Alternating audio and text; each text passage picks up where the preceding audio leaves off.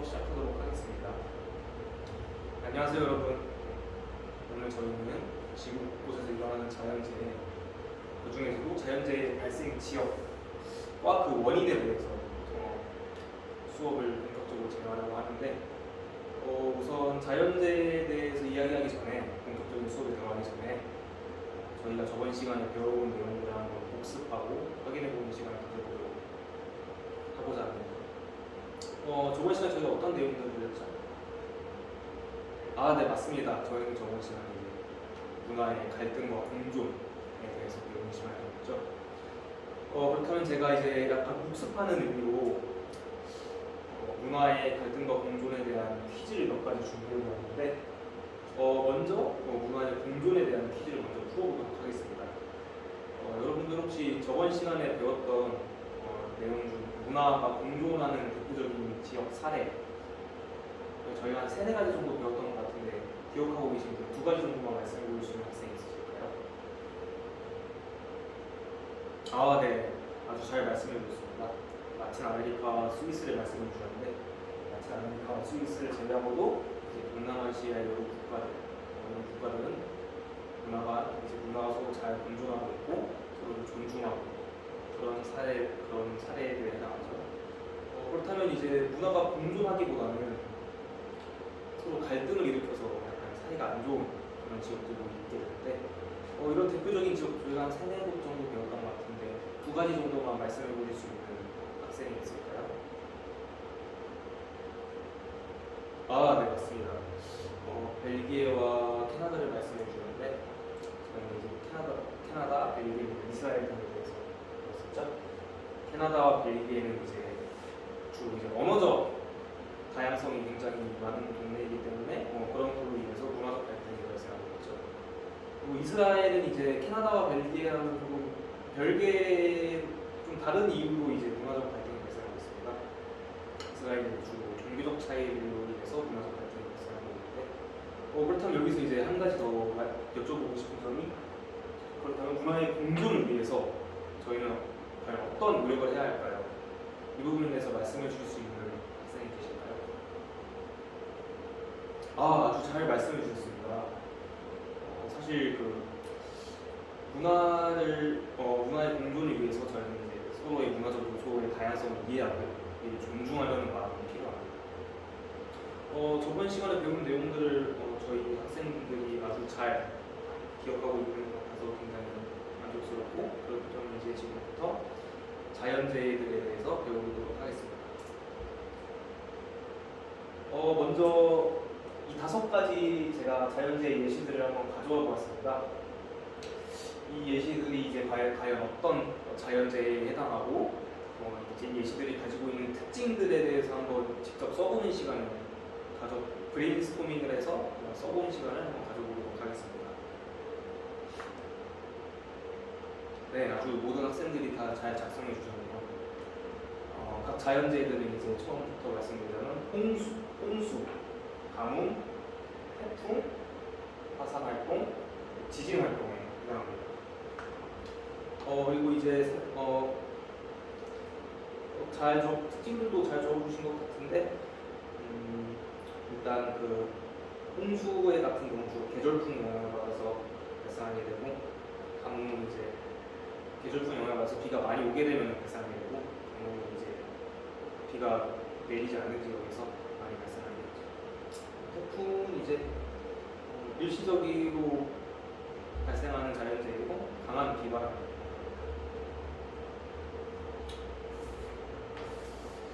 네, 그래서 이제 저희가 이러한 자연재해들에 대해서 다뤄보고자 하는데, 이 자연재해들은 사실 2가지 정도로 구분을 할 수 있을 것 같아요. 이 자연재해는 이제 저희는 2가지 정도로 구분을 할 수 있을 것 같습니다.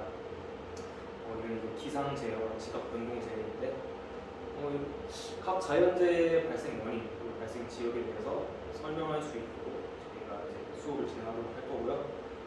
그렇게 하기 위해서 사실 각 자연재해들에 대해서 아까 잠깐 브레인스토밍을 하는 시간을 가졌는데, 브레인 라이팅을 통해서 짝과 함께 서로 쓴 것을 공유하는 시간을 가져보도록 하겠습니다.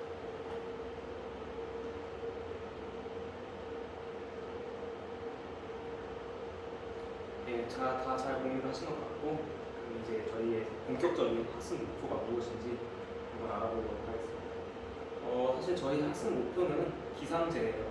그리고 지각 변동재해를 서로 구분할 수 있고, 그 발생 원인, 각 자연재해들의 발생 원인, 발생 지역에 대해서 설명할 수 있도록 하는 것이 자연재해 그 현재 학습 목표이고요. 아까 방금 진행한 그 자연재해들의 특징을 브레인 라이팅 해보는 것을 통해서 이를 확실히 하고자 합니다. 그렇다면 지금부터 이제 자연재해가 무엇인지에 대해서 본격적으로 알아보는 시간을 가져보고자 하는데, 먼저 자연재해란 무엇인가? 라고 여러분들에게 물어보면 여러분들은 사실 자연재해가 무엇인지 모두 다 알고는 계실 거예요. 하지만 이게 대답하기는 어려울 거라고, 정확히 무엇인지 대답하기는 굉장히 어려운 문제라고 생각하는데, 자연재해의 정의란 인간과 인간 활동에 끼치는 자연 현상을 말합니다. 사실 자연재해는 종류와 강도에 따라서 인간이 입는 피해의 규모가 아주 달라지기도 합니다. 어떤 자연재해들은 굉장히 적은 피해를 주기도 하고, 어떤 자연재해는 이제 인간에게 굉장히 막대한 피해를 끼치기도 합니다. 현재는 이제 기상 이변으로 인해서 대규모의 자연재해들이 발생을 하고 있어요. 이 부분들에 대해서도 이제 저희가 굉장히 유심히 조심해야 될 부분이라고 생각합니다.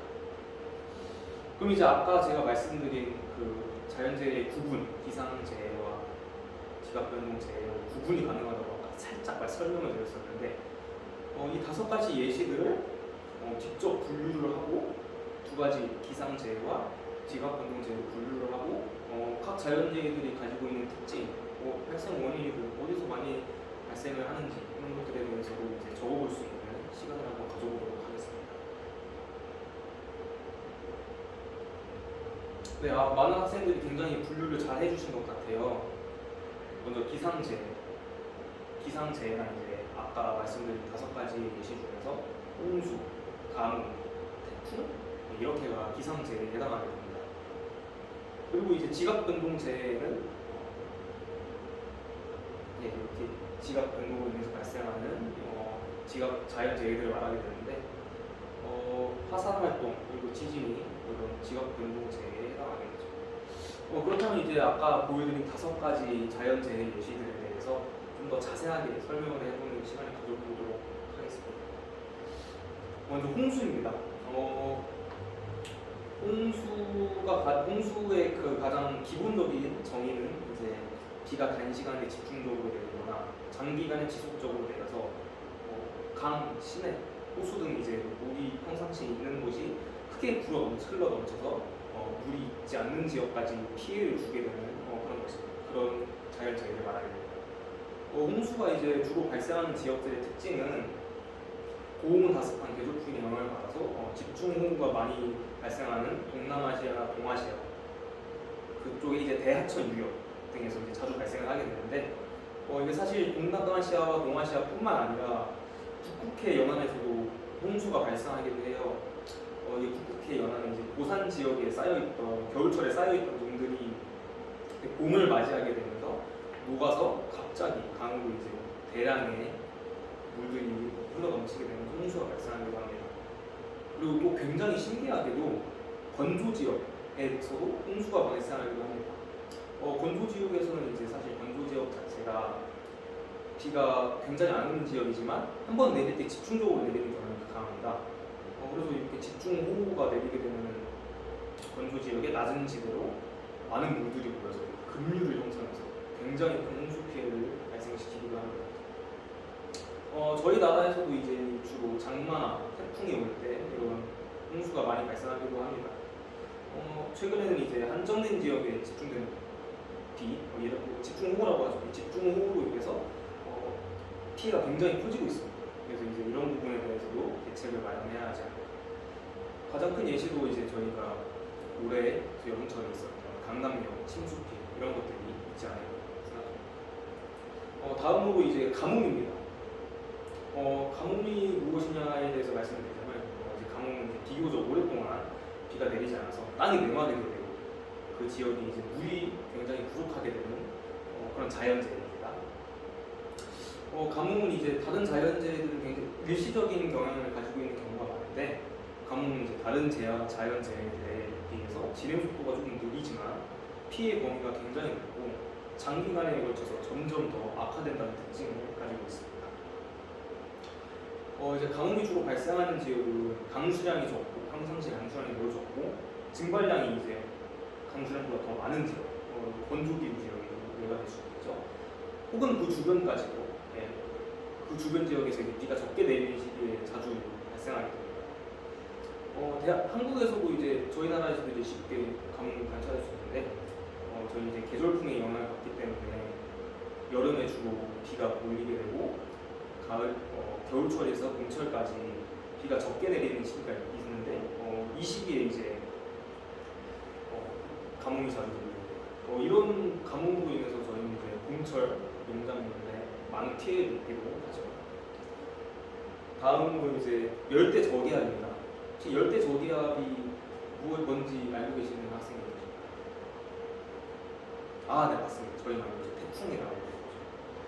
이제 열대 저기압은 이제 열대 지역 해상 중위도에서 발생해서 강한 바람 그리고 많은 비를 동원하는 저기압으로 기준으로서는 기준이 있는데 중심 부근의 풍속이 17m/s를 넘는 것을 의미합니다. 일반적으로 열대 저기압은 해수면의 온도가 높고 대기가 따뜻하고 불안정해서 공기 중에 수증기가 많은 해상에서 굉장히 잘 발생합니다. 열대 저기압은 이제 발생 후 따뜻한 해수면 위를 보통 열대 지구에서 발생하기 때문에 따뜻한 해상 위를 이동하면서 세력이 점점 커지게 됩니다.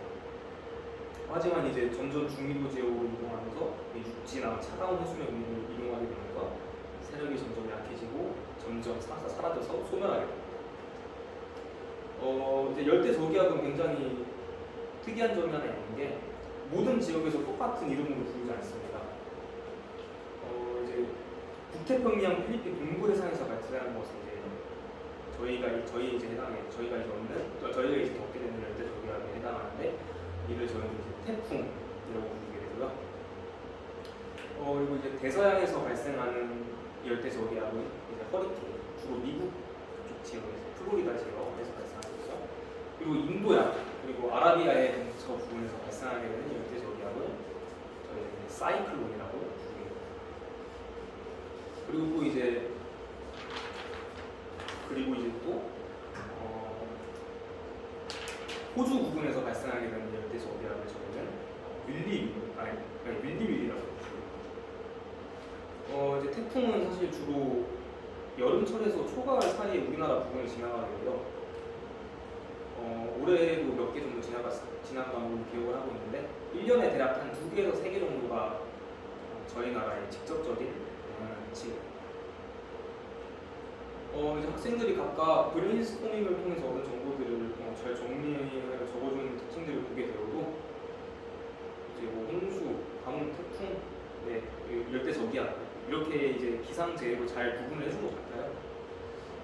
그리고 이제 다음으로 이제 제가 말씀드릴 부분은 이제 지각 변동재해에 해당하는 화산과 지진입니다. 이제 화산 활동과 지진 활동에 대해서는 저희가 이제 발생 원인에 대해서 차후에 조금 더 깊게 알아보고자 하기 때문에 간단한 정의만 먼저 짚고 넘어가고자 합니다. 먼저 화산 활동은 지구 내부에서 암수기도가 만들어진 것을 저희가 마그마라고 합니다. 그런 마그마가 이제 지각에 갈라진 틈이나 약한 부분을 뚫고 나와서 분출하는 것을 저희는 이제 화산 활동이라고 말을 합니다. 그리고 지진은 이제 지구 내부의 힘이 지표면에 전달되면서 땅이 심하게 흔들리거나 갈라지는 현상을 지진이라고 말을 하게 됩니다.